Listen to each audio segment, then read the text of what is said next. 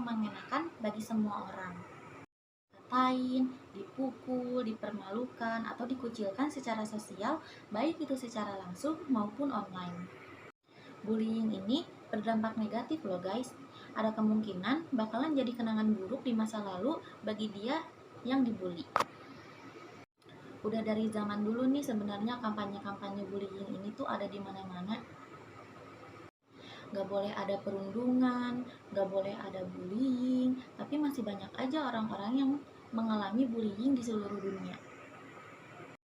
Pernah gak sih kalian tuh bertanya-tanya gitu, kok ada ya orang yang tega itu ngebully orang lain, terus kayak, oh kok ada ya orang yang sampai hati ngebully orang lain gitu. Sebenarnya apa sih faktor utama dari ngebully ini?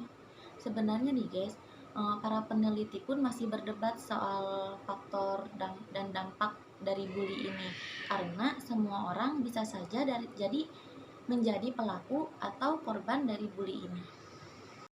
Sebenarnya guys, perilaku bullying ini adalah bentuk penyalahgunaan relasi kuasa power relation di kalangan anak-anak remaja guys.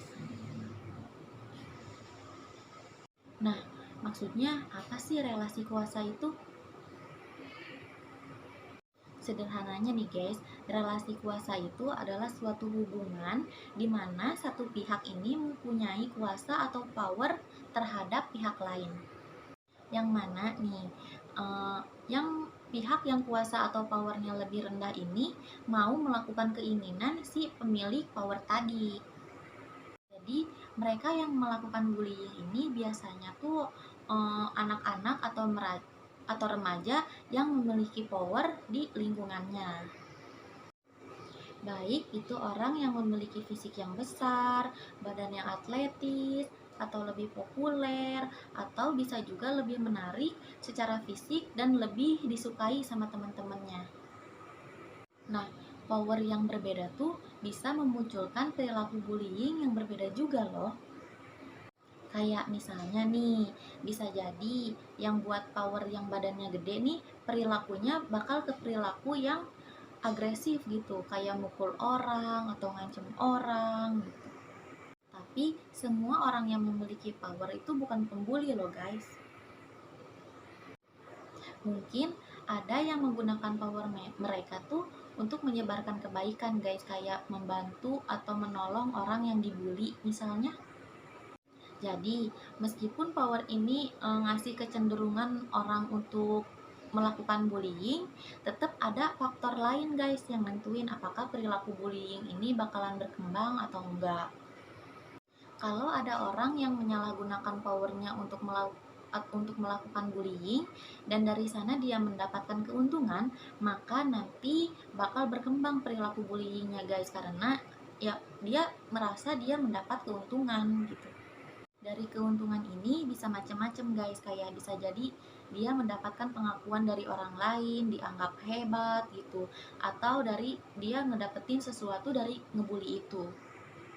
Dan si pembuli ini biasanya akan belajar kayak, oh gini ya caranya ketika aku mau mendapatkan sesuatu yang aku mau gitu.